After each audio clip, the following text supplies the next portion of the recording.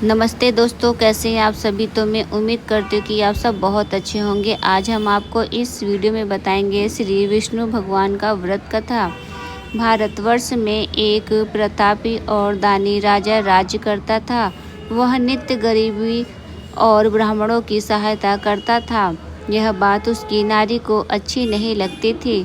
वह न ही गरीबों को दान देती, न ही भगवान का पूजा करती थी और राजा को भी दान देने से मना किया करती थी। एक दिन राजा शिकार खेलने वन को गए हुए थे, तो रानी महल में अकेली थी। उसी समय बृहस्पति देव साधु वेश में राजा के महल में भिक्षा के लिए गए और भिक्षा मांगी। रानी ने भिक्षा देने से इनकार किया और कहा, हे साधु महाराज, मैं तो दान पुण्य से तंग आ गई हूँ। मेरा पति सारा धन लुटाते रहते हैं। मेरी इच्छा है कि हमारा धन नष्ट हो जाए, फिर न रहेगा बांस, न बजेगी न बांसुरी। साधु ने कहा, देवी तुम तो बड़ी विचित्र हो। धन संतान तो सभी चाहते हैं, पुत्र और लक्ष्मी तो पापी के घर भी होनी चाहिए।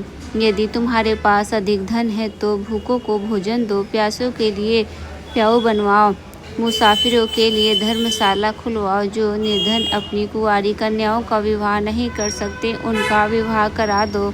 ऐसे कोई और कई काम है कि जिनके करने से तुम्हारा यश लोक परलोक में फैलेगा।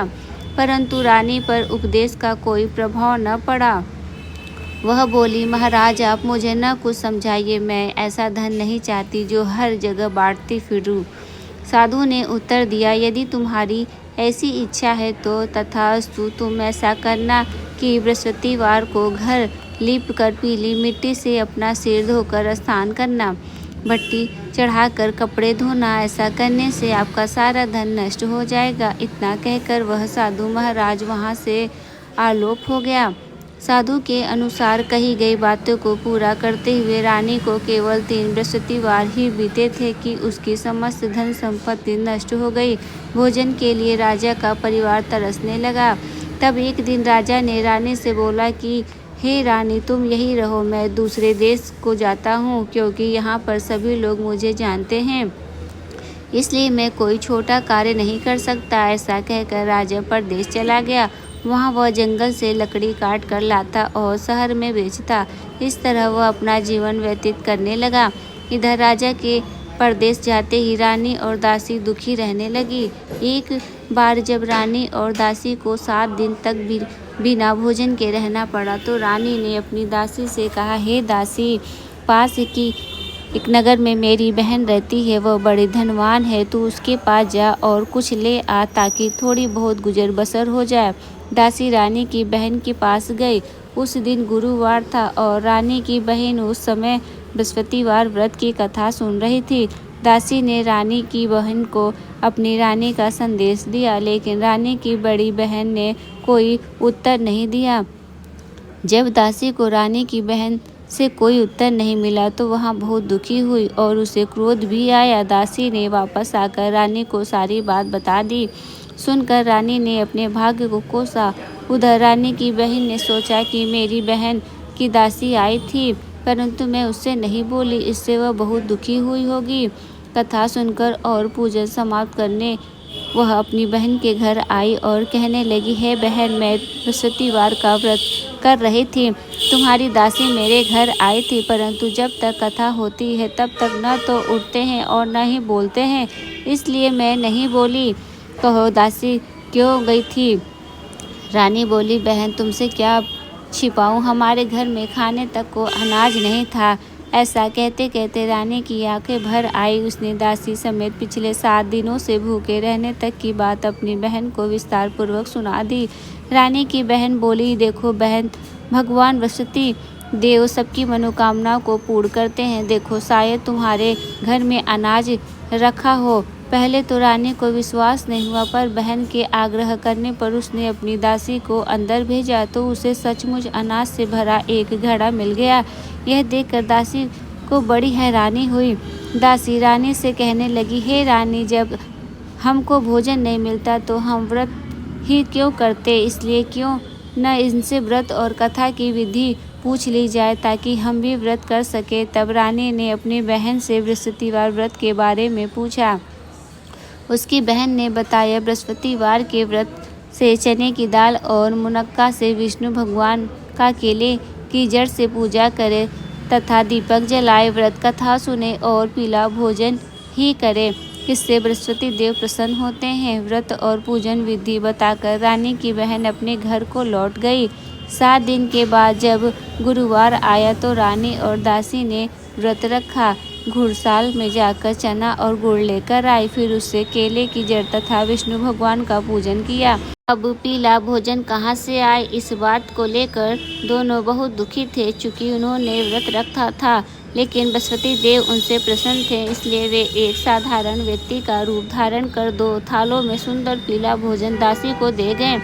भोजन पाकर दासी प्रसन्न हुई और फिर रानी के साथ मिलकर भोजन ग्रहण किया। उसके बाद वे सभी गुरुवार को व्रत और पूजन करने लगी। बृहस्पति भगवान की कृपा से उनके पास फिर से धन संपत्ति आ गया, परंतु रानी फिर से पहले की तरह आलस करने लगी। तब दासी बोली, देखो रानी, तुम पहले भी इस प्रकार आलस करती थी, तुम्हें धन रखने में कष्ट होता था, इस कारण सभी धन नष्ट हो गया, और अब जब भगवान बृहस्पति देव की कृपा से धन मिला है तो तुम्हें उसे फिर से आलस होता है। रानी को समझाते हुए दासी कहती है कि बड़ी मुसीबतों के बाद हमने यह धन पाया है, इसलिए हमें दान पुण्य करना चाहिए, भूखे मनुष्य को भोजन कराना चाहिए और धन को शुभ कार्यों में खर्च करना चाहिए, जिससे तुम्हारे कुल का यश बढ़ेगा, स्वर्ग की प्राप्ति होगी और पितृ प्रसन्न होंगे। दासी की बात मानकर रानी अपना धन शुभ कार्यों में खर्च करने लगी, जिससे पूरे नगर में उसका यश फैलने लगा। एक दिन राजा दुखी होकर जंगल में एक पेड़ के नीचे आसन जमा कर बैठ गया। वह अपनी दशा को याद करके व्याकुल होने लगा। बृहस्पतिवार का दिन था। एकाएक उसने देखा कि निर्जन वन में एक साधु प्रकट हुए। वह साधु वेश में स्वयं बृहस्पति देवता थे। लकड़हारे के सामने आकर बोले, हे लकड़हारे, इस सुनसान जंगल में तू चिंतामग्न क्यों बैठा है? लकड़हारे ने दोनों हाथ जोड़कर प्रणाम किया, उत्तर दिया, महात्मा जी, आप सब कुछ जानते हैं, मैं क्या कहूँ। यह कहकर रोने लगा और साधु को अपनी आत्मकथा सुनाई। महात्मा जी ने कहा, तुम्हारी स्त्री ने बृहस्पति के दिन बृहस्पति भगवान का निर्दान किया है, जिसके कारण रुष्ट होकर उन्होंने तुम्हारी यह दशा कर दी है। अब तुम चिंता को दूर करके मेरे कहने पर चलो तो तुम्हारे सब कष्ट दूर हो जाएंगे और भगवान पहले से भी अधिक संपत्ति देंगे।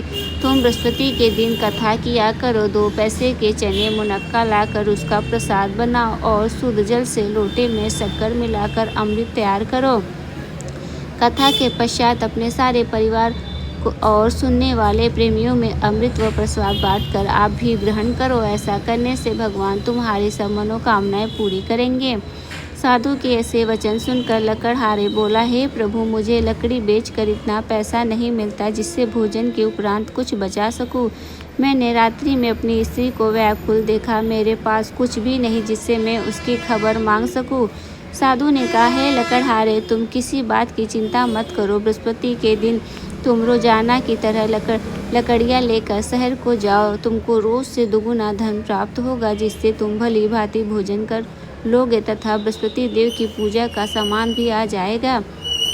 इतना कहकर साधु अंत ध्यान हो गए। धीरे धीरे समय व्यतीत होने पर फिर वही बृहस्पतिवार का दिन आया। लकड़हारा जंगल से लकड़ी काटकर किसी शहर में बेचने गया। उसे उस दिन और दिन से अधिक पैसा मिला। राजा ने चना गुड़ आदि लाकर गुरुवार का व्रत किया। उस दिन से उसके सभी क्लेश दूर हो गए, परंतु जब दोबारा गुरुवार का दिन आया तो बृहस्पतिवार का व्रत करना भूल गया। इस कारण बृहस्पति भगवान नाराज हो गए। उस दिन उस नगर के राजा ने विशाल यज्ञ का आयोजन किया तथा शहर में यह घोषणा करा दी कि कोई भी मनुष्य अपने घर में भोजन न बनवाए, न आग जलवाए। समस्त जनता मेरे यहाँ भोजन करने आवे। इस आज्ञा को जो न मानेगा उसे फांसी की सजा दी जाएगी। इस तरह की घोषणा संपूर्ण नगर में करवा दी गई।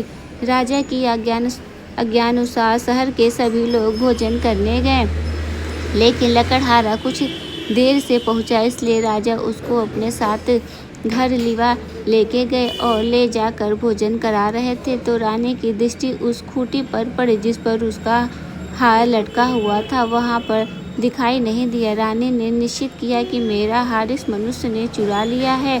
उसी समय सिपाहियों को बुलाकर उसको कारागार में डलवा दिया। जब लकड़हारा कारागार में पकड़ा गया और बहुत दुखी होकर विचार करने लगा कि न जाने कौन से पूर्व जन्म कर्म से मुझे यह दुख प्राप्त हुआ है, और उसी साधु को याद करने लगा जो कि जंगल में मिला था। उसी समय तत्काल बृहस्पति देव साधु के रूप में प्रकट हुए और उसकी दशा को देखकर कहने लगे, अरे मूर्ख, तूने बृहस्पति देव की कथा नहीं करी, इस कारण तुझे दुख प्राप्त हुआ है। अब चिंता मत कर, बृहस्पतिवार के दिन कारागार के दरवाजे पर 4 पैसे पड़े मिलेंगे, उनसे तू बृहस्पति देव की पूजा करना, तेरे सभी कष्ट दूर हो जाएंगे। बृहस्पति के दिन उसे 4 पैसे मिले। लकड़हारे ने कथा कही। उसी स्त्री को बृहस्पति देव ने उस नगर के राजा को स्वप्न में कहा, हे राजा, तुमने जिस आदमी को कारागार में बंद कर दिया वह निर्दोष है, वह राजा है, उसे छोड़ देना।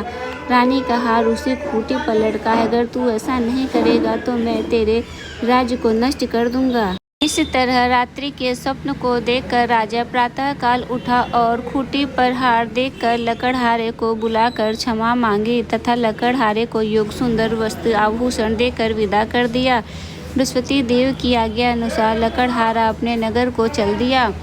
राजा जब अपने नगर के निकट पहुंचा तो उसे बड़ा आश्चर्य हुआ। नगर में पहले से अधिक बाग, तालाब, कुएं तथा बहुत सी धर्मशाला, मंदिर आदि बन गई है। राजा ने पूछा, यह किसका बाग और धर्मशाला है? तब नगर के सब लोग कहने लगे, यह सब रानी और वादी के हैं।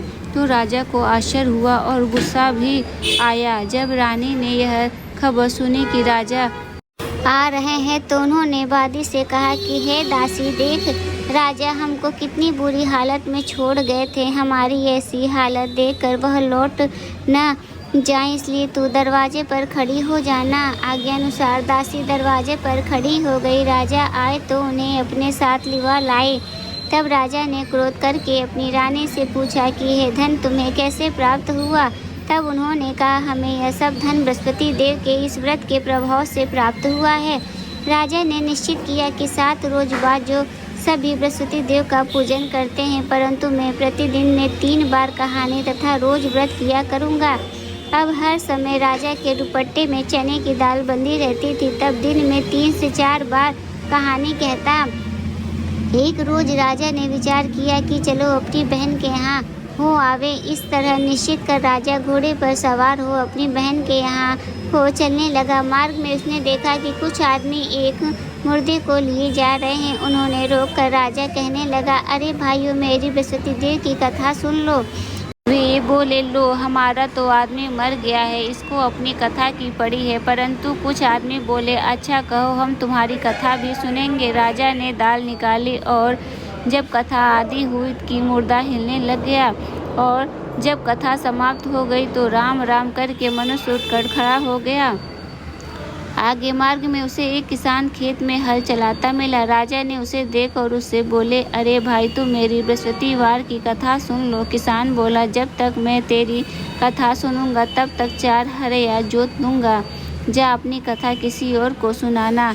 इस तरह राजा आगे चलने लगा। राजा के हटते ही बैल पछाड़ खाकर गिर गए तथा किसान के पेट में बड़ी जोर का दर्द होने लगा। उस समय उसकी माँ रोटी लेकर आई। उसने जब यह देखा तो अपने पुत्र से सब हाल पूछा और बेटे ने सभी हाल कह दिया। तो बुढ़िया दौड़ी दौड़ी उस घुड़सवार के पास गई और उससे बोली कि मैं तेरी कथा सुनूंगी, तू अपनी कथा मेरे खेत पर चलकर ही कहना। राजा ने बुढ़िया के खेत में जाकर कथा कही, जिसके सुनते ही वह बैल उठकर खड़ा हुआ तथा किसान के पेट का दर्द भी बंद हो गया। राजा अपनी बहन के घर पहुंचा। बहन ने भाई की खूब मेहमानी की। दूसरे रोज प्रातःकाल राजा जगा तो वह देखने लगा कि सब लोग भोजन कर रहे हैं। राजा ने अपनी बहन से कहा, ऐसा कोई मनुष्य है जिसने भोजन नहीं किया हो? मेरी बृहस्पतिवार की कथा सुन लो। बहन बोली, हे भैया, यह देश ऐसा ही है कि पहले यहाँ लोग भोजन करते हैं, बाद में अन्य काम करते हैं। अगर कोई पड़ोस में हो तो देखा। वह ऐसा कहकर देखने चली गई, परंतु उसे कोई ऐसा व्यक्ति नहीं मिला जिसने भोजन न किया हो। अतः वह एक कुम्हार के घर गई जिसका लड़का बीमार था। उसे मालूम हुआ कि उनके घर यहाँ 3 रोज से किसी ने भोजन नहीं किया। रानी ने अपने भाई की कथा सुनने के लिए कुम्हार से कहा। वह तैयार हो गया। राजा ने जाकर बृहस्पतिवार की कथा कही, जिससे सुनकर उसका लड़का ठीक हो गया। अब वो राजा की प्रशंसा होने लगी। एक रोज राजा ने अपनी बहन से कहा कि हे बहन, हम अपने घर को जाएंगे, तुम भी तैयार हो जाओ। राजा की बहन ने अपनी सास से कहा। सास ने कहा, हाँ चली जा, परंतु अपने लड़कों को मत ले जाना, क्योंकि तेरे भाई के वहाँ कोई औलाद नहीं है। बहन ने अपने भैया से कहा, हे भैया, मैं चलूँगी, पर कोई बालक नहीं जाएगा। राजा बोला, जब कोई बालक नहीं चलेगा तब तुम ही क्या करोगी। बड़े दुखी मन से राजा अपने नगर को लौट आया। राजा ने अपनी रानी से कहा, हम निर्वंशी हैं, हमारा मुँह देखने को धर्म नहीं है और कुछ भी भोजन आदि नहीं किया। रानी बोली, हे प्रभु, बृहस्पति देव ने हमें सब कुछ दिया है, वह हमें औलाद अवश्य देंगे। उसी समय रात को बृहस्पति देव ने राजा से स्वप्न में कहा कि हे राजा, उठ, सभी सोच त्याग दे, तेरी रानी गर्भ से है। राजा की यह बात सुनकर बड़ी खुशी हुई। 9वें महीने में उसके गर्भ से एक सुंदर पुत्र पैदा हुआ। तब राजा बोला, हे रानी, स्त्री बिना भोजन के रह सकती है, पर बिना कहे नहीं रह सकती। जब मेरी बहन आवे तुम उससे कुछ कहना मत। रानी ने सुनकर हाँ कर दिया।